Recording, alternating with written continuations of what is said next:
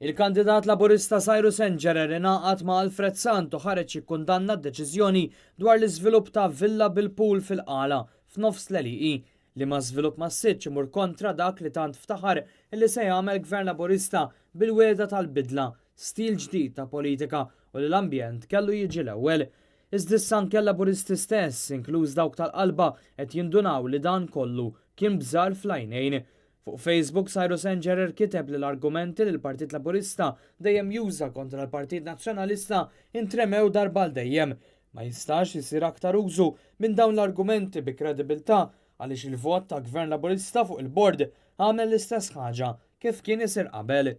Cyrus Engerer kien qed jirreferi għad-deputat laburista Clayton Bartolo li jifforma parti mill-bord tal-Awtorità tal-Ippjanar li ma' bord il-ħamis approva l-permess ta' żvilupp ta' villa bil-pool fuq Art ODZ fil-qala Għawdex. Bartolo huwa rappreżentant tal-Gvern fuq dan il-bord. Għal kontra ta' Clayton Bartolo, id-deputat nazzjonalista Marta Sportelli fisem l-Oppożizzjoni ivvutat kontra dan l-iżvilupp massiċ. Infatti il-vot li ttieħed ġi 7 voti favur u 4 kontra. Engerer qal li b'dan il-vot issa nħoloq ukoll preċedent u staqsa kif jista' issa Gvern Laburista jivvota kontra żvilupp ta' ħaddieħor fl-Eliqi jekk f'dan il-każ ivvota favur. Il-Kunsill Lokali kien għadu kontra dan l-iżvilupp bil-Konsilliera Lokali tal-Partit Nazzjonalista fil-qala għalkemm f'minoranza kienu minn ta' quddiem kontra din l-applikazzjoni.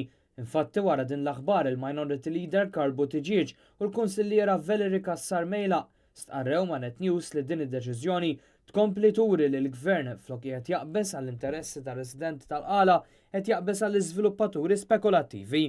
Residenti mill-qala li tkellmu ma' Net News qalulna li huma ferm irrabjati għal rappreżentant tal-Gvern Laburista fil-bord tal-Awtorità tal-Ippjanar li vvota favur din il-villa mifruxa fuq 4,000 metru kwadru. Intant, dwar dan il-każ skandaluż tkellem ukoll MP Laburista Alfred Sant li talab spjegazzjoni immedjata mill-Awtorità tal-Ippjanar dwar din id-deċiżjoni li sejħilha bħala riskjuża. Kritika anke miċ-Chairman tal-Valletta Cultural Agency, Jason Mikallef, li ħada qatta bla ħabel kontra dak li sejjaħ bħala pastażata mill-Awtorità tal-Ippjanar. Wara din id-deċiżjoni l-Aqda Ambjentali din l-Art Kelwa qalet li huwa inaċċettabbli li din iż-żona mill-isbaħ se tinqered bi żvilupp li sejħitlu bħala wieħed li mhux sostenibbli.